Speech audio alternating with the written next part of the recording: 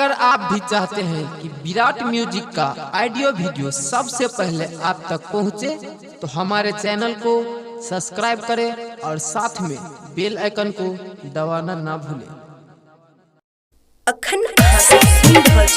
मदनेसर स्थान मदना से दुल्हन म्यूजिक की शानदार डीजे राकेश निराला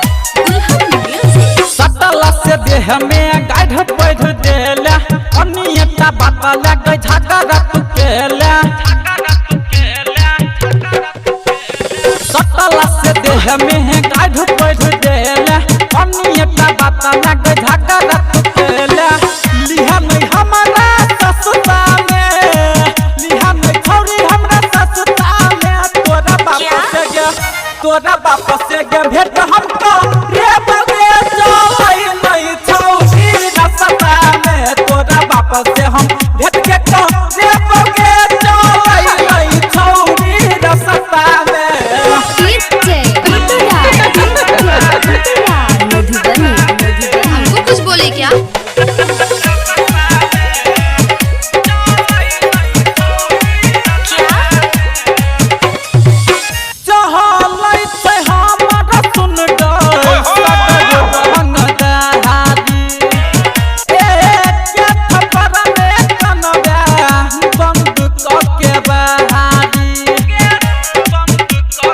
डीजे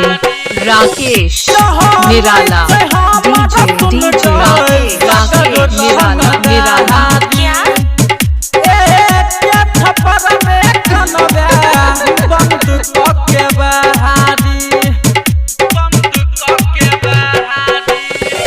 छोड़ी बाप के बखानी पर 16 बरस के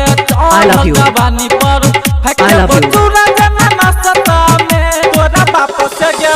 तोरा बाप से भेट हमको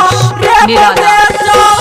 नहीं छौरी रसता में तोरा बाप से हम भेट के तो रे बगे चोई नहीं छौरी रसता में कुछ बोले क्या? डीजे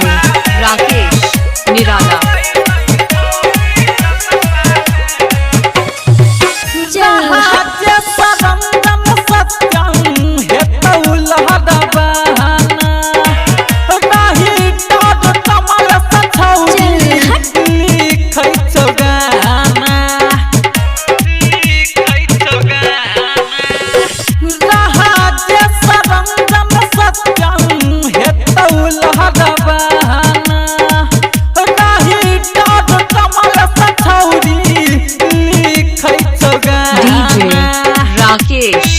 निराला